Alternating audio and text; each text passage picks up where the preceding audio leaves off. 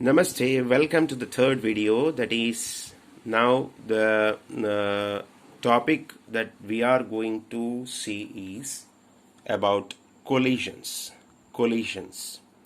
So what is collision? Let us remember.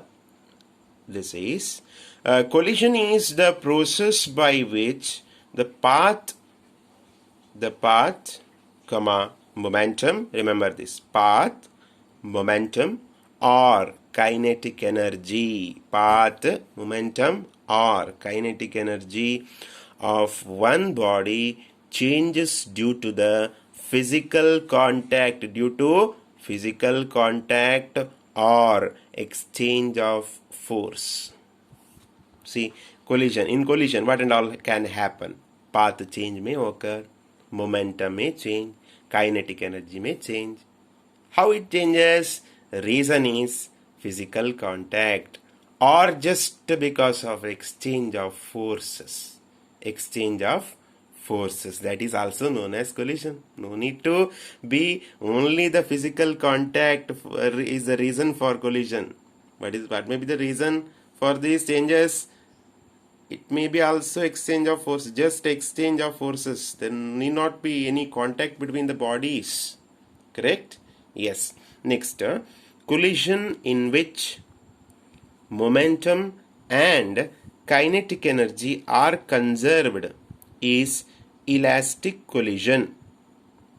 If the collision is elastic collision, which are conserved physical quantities, momentum and kinetic energy, then it is elastic collision. Example. One easier example, collision between subatomic particles means small particles like atoms, electrons, etc. Okay, remember. Okay, momentum and kinetic energy are conserved here. Next, collision in which momentum is conserved and kinetic energy is not conserved is inelastic collision. If the collision is inelastic, which is conserved, momentum is conserved and kinetic energy is not conserved. Here both are conserved. Momentum and kinetic energy both are conserved. Here momentum is the only physical quantity which is conserved and kinetic energy is not conserved, that is inelastic collision. Example is bullet hitting a hard target. Bullet hitting a hard target. Next, if colliding bodies stick together after collision, that is perfectly inelastic collision. If the collision is said to be perfectly inelastic collision, what is the condition?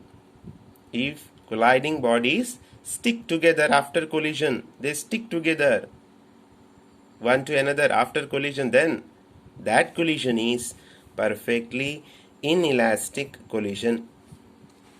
Next is, if initial and final velocities are along the same direction, that is head-on collision. Another type of collision, that is head-on collision. What is the condition?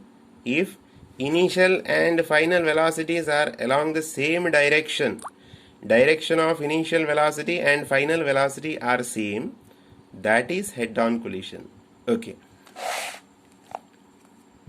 For completely inelastic collision in one dimension in which one body is at rest initially and the other moves with initial velocity u, then the loss of kinetic energy is given by m1 m2 by 2 m1 plus m2 u square. You can see this. You can rewind it. I will not read it again. You can understand it, I hope. One should be at rest, other one will be moving with the velocity u initially. Then loss in kinetic energy is given by this equation. Then coefficient of restitution. This is not in your theory part, not included. It is important for competitive examination, that is why I included this here. Coefficient of restitution, or it is also known as Newton's law of experiment. Newton's law of experiment. Remember this, coefficient of restitution. When two bodies collide, when they collide, the ratio of relative velocity after collision to that before collision is coefficient of restitution. Somewhat difficult you may feel. Read it again and note it again. You'll understand. When two bodies collide, the ratio of relative velocity after collision to that before collision is coefficient of restitution. Okay, equation is minus of V2 minus of, it is okay, V2 minus V1 by U2 minus U1, the difference between velocities. Okay, now you can see this equation and this definition. Obviously you can read twice or thrice, how many times ever, even 4 times if you want, you can understand. Okay, the thing is, remember this equation carefully.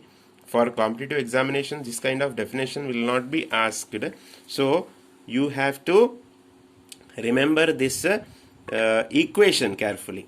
So these conditions are also very important. 3 conditions we have here. First condition, if this E value lies between 0 and 1. E value is coefficient of restitution. This is given by E. This E value lies between 0 and 1. So maximum possible value is 1. Minimum possible value is 0. Not negative value. Not more than 1. E equal to 1 for perfectly elastic collision and E equal to 0 for elastic collision. Remember these two things. If E equal to 1, restitution, coefficient of restitution is 1, that is perfectly elastic collision. If E equal to 0, that is elastic collision. One more point, important point, or it is, I have actually chosen this from direct question. If a ball dropped to the ground, from a height h1, the ball is dropped by you. Just imagine, you are dropping a ball from a height h1.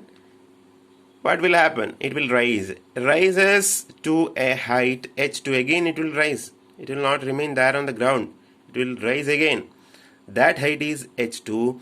After colliding, that height is h2, okay, with the ground. So you know what is that? You are dropping a ball from a height h1.